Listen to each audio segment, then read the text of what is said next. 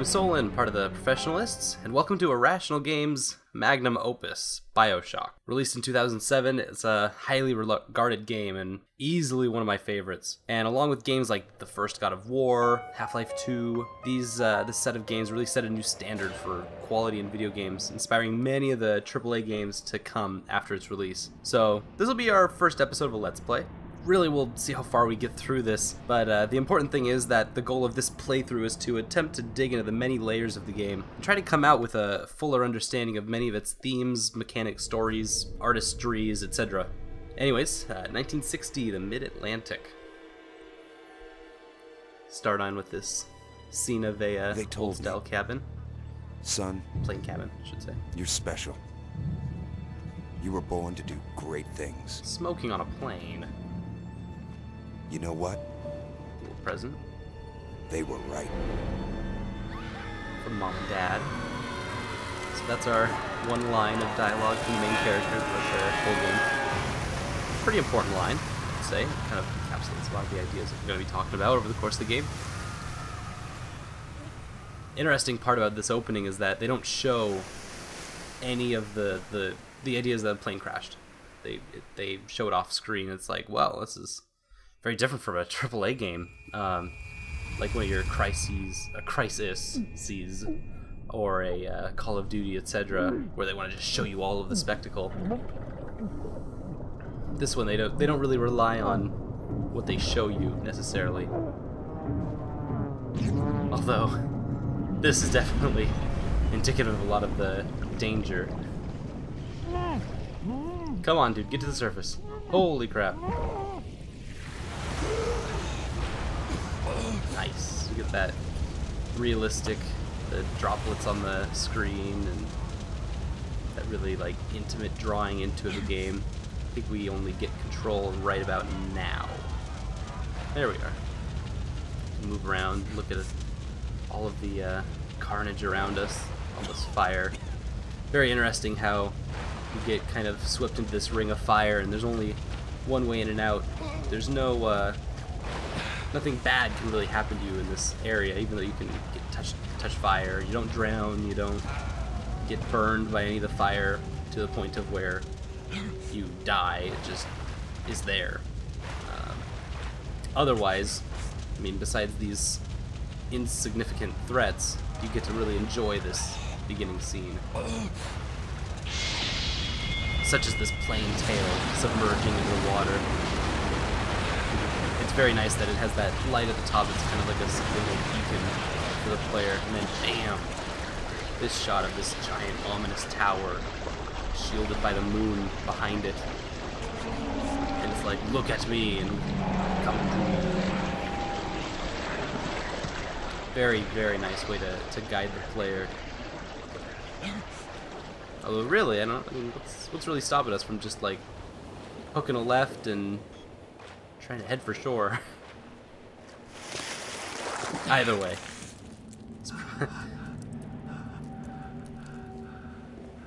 Checking out what's on this other side. It's like just ocean for miles. Moon's still looking cool. Wow, just pan that wreckage right there. Very nice. And somehow we managed to get out of it. Anyways, just the these giant, huge doors of the place, and then, oh no, they shut on you. Here we go. No gods or kings, only man. This is that first look into objectivism, based on Ayn Rand's writings, the idea that rejecting God and government instead create the moral purpose as the reason for one's life and the pursuit of one's own happiness, a pursuit of rational self-interest. There's Beyond the Sea by Django Reinhardt. Original done by Bobby Darin.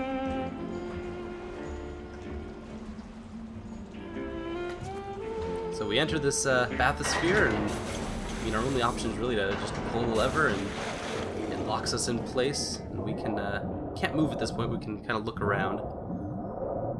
look around the cabin, and we can... Not much to look at it in the cabin, but... Because, I mean, all the excitement's out there. But now we're gonna be diving down into the main setting of the game.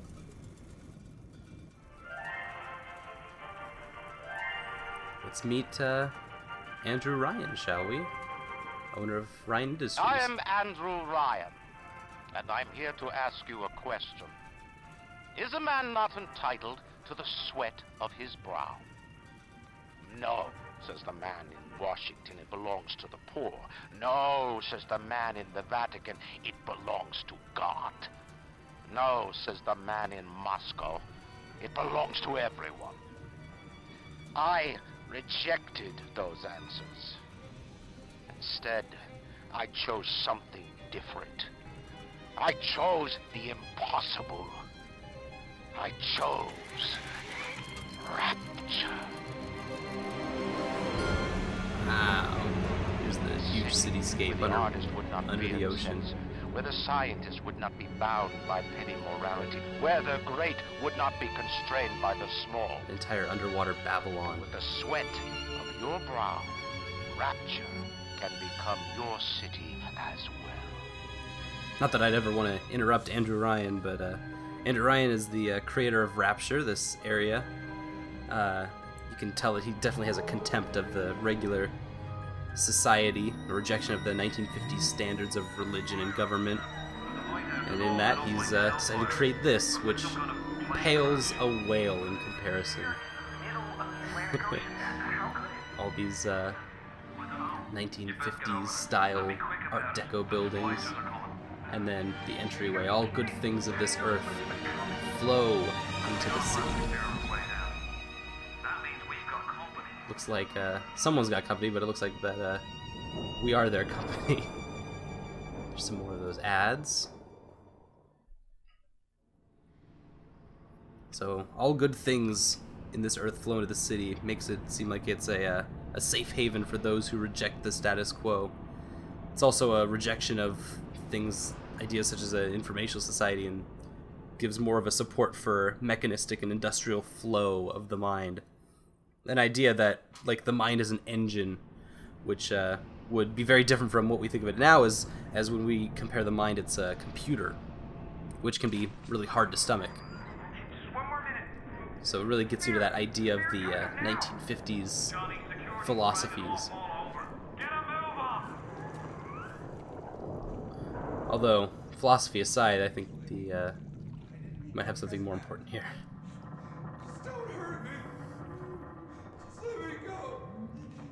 Uh-oh. Ooh, Johnny. Ooh.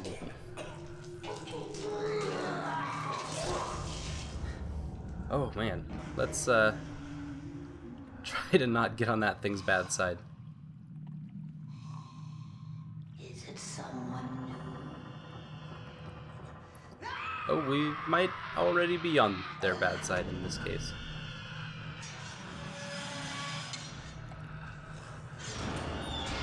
Yep, they're trying to... Oh dear, they're trying to get in.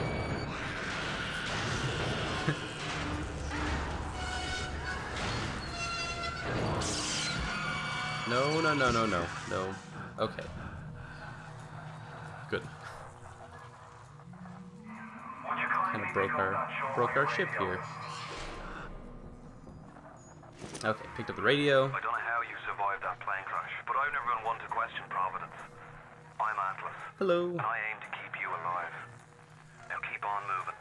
We're gonna have to get you to higher ground. Alright. I mean, there's really no reason to not go with Take a deep breath and step that. out of the Seems logical. I won't leave you twisting in the wind. What a nice fellow. Seems rational enough. We're gonna need to draw her out of hiding, but you're gonna have to trust me.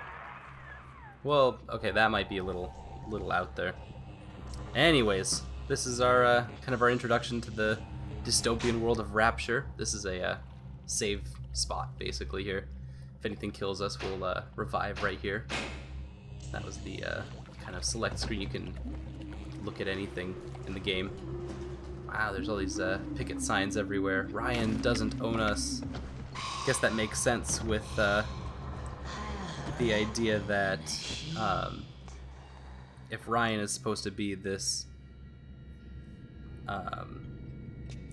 this like godlike person or this king of this area, and he's trying to reject those ideas, definitely going to be people who question that, especially if they're on the receiving end of How do you like that, sister? any kind of objectivism. There we go. Would you Take care of kindly that. find a crowbar or something? I would. Thank you. Please find me a crowbar. Goddamn splicers. So those are splicers. Those are going to be our main enemy. Looks like all the bathyspheres have been canceled, and this whole place is just a wreck. But at least we can defend ourselves now. I would assume that the threats are going to be pretty much from this point on. So I think one of the big ideas is that this idea of rapture. Rapture is as a biblical term, describes the cataclysmic event in Christian lore where God teleports his believers from the earth, leaving everyone else behind. This idea comes totally in two parts in Christianity. You have get out of here! Come on! Oh God! Anyways, you got within a rapture, you have there's the dead within Christ, and those who are alive and remain. So when you talk about a rapture, there's no separation of identity between those who are being caught up and taken by a capital G God and those who are left behind. And so with Andrew Ryan being a metaphorical God, yet he has created a society, Rapture, which is supposed to stand against ideas of God and King. So as we're kind of seeing with a lot of this, through the dystopian world of Rapture, we are obviously seeing challenges to Andrew Ryan's reign just right out the get-go. This has not done well. Either way, that was our first splicer back there. Sorry, I'm kind of rushing through some of this. But you can definitely see that Art Deco style in both the advertising and the architecture of all these buildings. Built in 1946 would give us 14 years between now and then. Oh, here we go. The great chain of industry ties and unites us. Definitely see more of that support for industrial processes, the laissez-faire system of capitalism, meaning that each link in the great chain, when left alone, can work together to make the chain or society stronger. Oh, here's our first introduction into, well, plasmids. Your genetic code is being rewritten. Just calm down. It's just your genetic code. We'll get through this. Or gravity. This is an important scene. We get to see how splicers interact with someone, well, with each other, basically. Looks like he just had his cherry popped. Wonder if he's still got some Adam.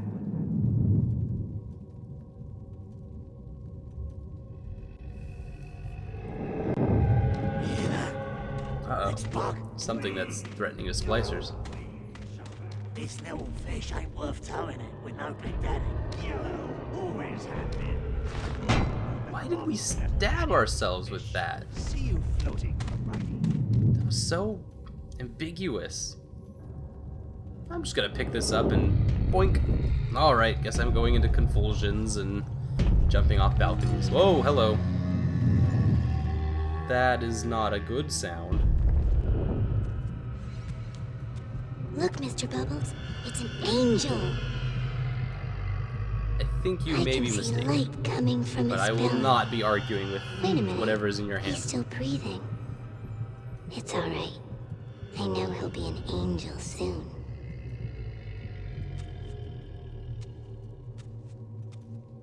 So that would be a little sister and a big daddy, or they call him Mr. Bubbles. You alright, boyo?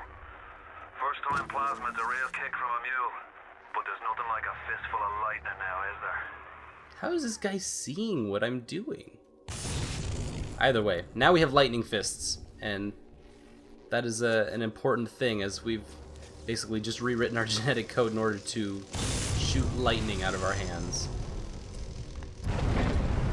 Now we're kind of seeing that blue bar up the top being used, as that's kind of our proverbial magic or mana.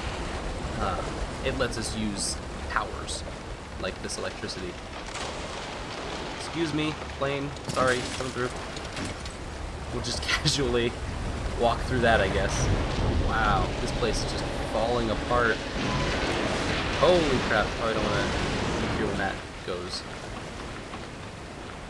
Oh, yep, there's even fish down here and everything. Let's see if there's anything I can do to mess with fish. Doesn't look like it. No, not today. Today's your day, fish. Maybe next time.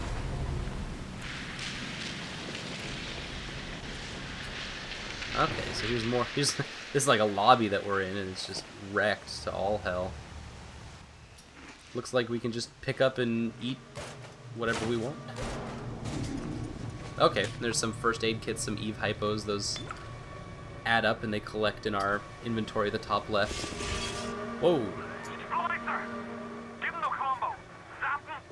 Okay. So use the left trigger to zap him and the right trigger to smack him, apparently. Let's see if we can do this right. Alright, pow. Nice, and then we smack him and perfect. That's much easier than what we've been doing. Hey, he's got a nice first aid kit and a hypo on him. Perfect. There's another Vita chamber in case anything happens. It inevitably will. Eventually. Sounded like there was another person around here somewhere. How's that? Ah, there we go. Very violent. I mean, maybe they weren't gonna do anything. It looked pretty threatening, though. Please, don't do that. The whole thing will Woo! That looks like an elevator mishap.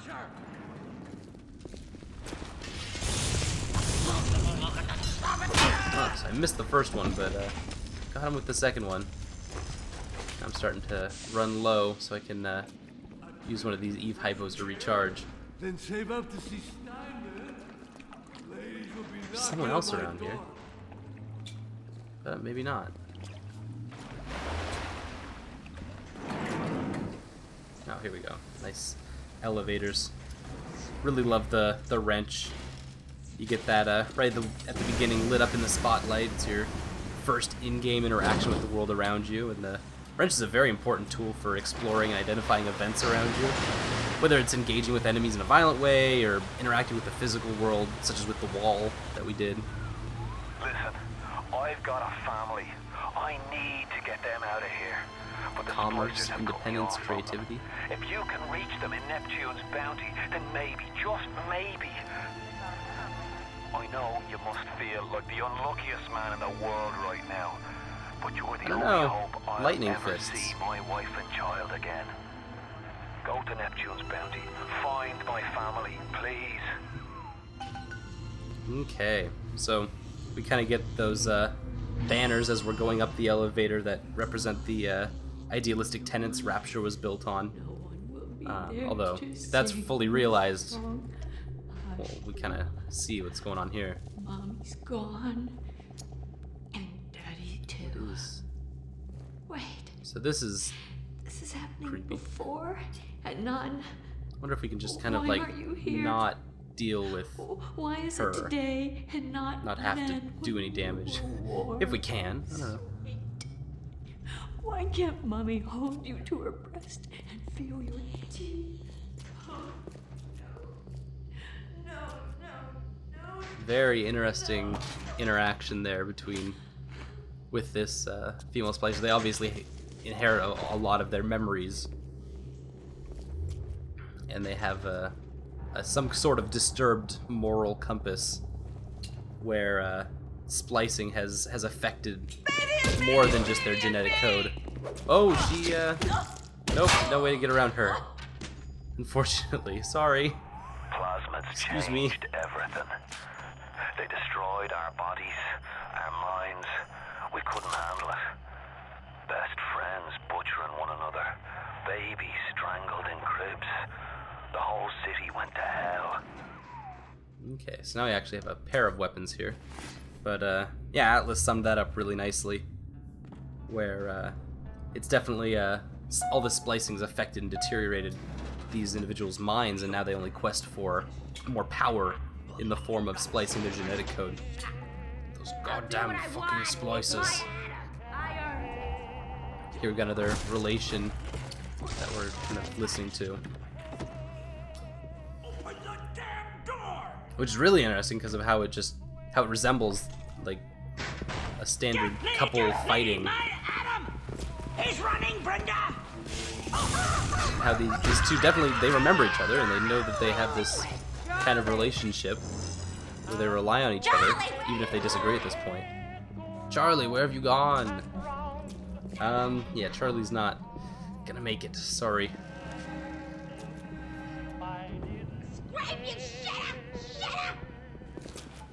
Okay, so this is... Oh, she's definitely got a gun. These guys are definitely armed. Oh, and they push you away.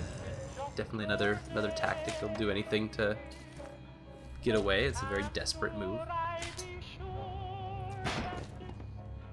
Although there's only so much you can do against a wrench. Oh! Whoops! Drank a couple Merlot in a row and definitely got a little tipsy there. I don't know, from a more ludological standpoint, the wrench really holds a special place as the first object you receive in the game. Helps really teach you like moving around and how to interact with others that are going to be moving at you and away from you. Hit him with the electrobolt. Either way, we're going to be using the wrench a lot because it's a little kind of my favorite. And electricity, because I mean, look at that. Guess they're dead. Didn't really need to shoot them. It's okay. You can definitely see that the pistol is a effective weapon. Alright, here's the our first diary recorded audio of some event that previously happened. Another New Year's, another night alone. I'm out and you're stuck in Festus, working. Huh. Imagine my surprise. But I guess I'll have another drink.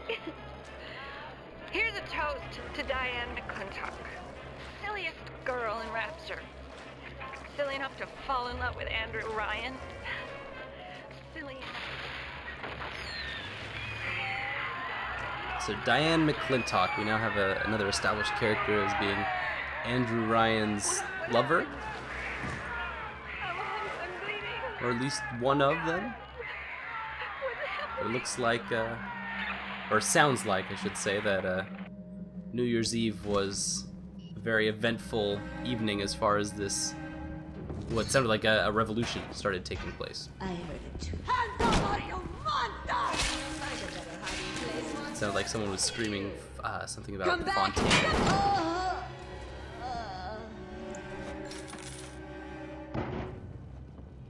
So, gun works. Check. Check that one. Sounds like there's someone around here. Not around here, but there's a giant hole in the bathroom. Wonderful.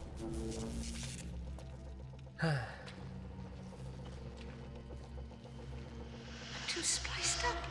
I'm too spliced up. Nobody's gonna want me. It's an interesting flashback establishing splicing as a form of identity and how others are viewed by each other in society. Hey, Brenda, you care to tell me why you've had a hole in the wall the size of Plymouth Rock coming out of your crapper going on 3 weeks now? Nah, I ain't saying I'm Shakespeare. I'm trying to run a respectable theater. I got working folk coming in from Port Neptune trying to catch up. Oh, hello. Stop that. Go away, please. Sorry. Excuse me. I feel like I've disturbed him as he was busy in there. Anyways, so that one not necessarily as important as the first one, but still. Careful now. Would you kindly lower that weapon for a minute? Oh, Atlas. I like you. He's a man that you can trust. He's salt of the earth, right? There's a child down there. You get a lot of that Don't be fooled. wonderful Irish She's a accent, little sister now. which I think is it's important that he's got an Irish accent. Sweet baby girl into a Similarly to monster. the Splicers have a Whatever Cockney you accent. thought about right and wrong on the surface, well, that don't count for much down in Rapture. Those little sisters, they carry Adam, the genetic material that keeps the wheels of Rapture turning. Everybody wants it, everybody needs it. So that's our introduction to the Adam, one of the resources. Obviously, it runs the splicing that happens, and it obviously, based on the name, goes with Eve, the blue power that we've been using to use lightning attacks. So it sounds like you can, in some way, harvest Adam from individuals like this little sister. Looks like she was also getting Adam out of something with her. Oh! Somehow Adam turns into plasmids, and plasmids use Eve. Either way, it's kind of not an easy thing to get Adam. Especially, yeah, that would be a problem. This guy's just hulking out on this splicer. That's the big daddy. Try not to get on the bad side of that. He keeps her safe. There's violins in the background just to stabilize what just happened. But we'll rob him anyway. Why not? Break a lock, save a game, leave. Either way. So before we end this, Atlas is a one last thing. His name is a reference to Greek mythology. Atlas was the primordial titan who supported the heavens. So you get that hard and enduring idea from the character. Either way, we're gonna save here. Thank you so much for watching this first episode, and hope to see you again.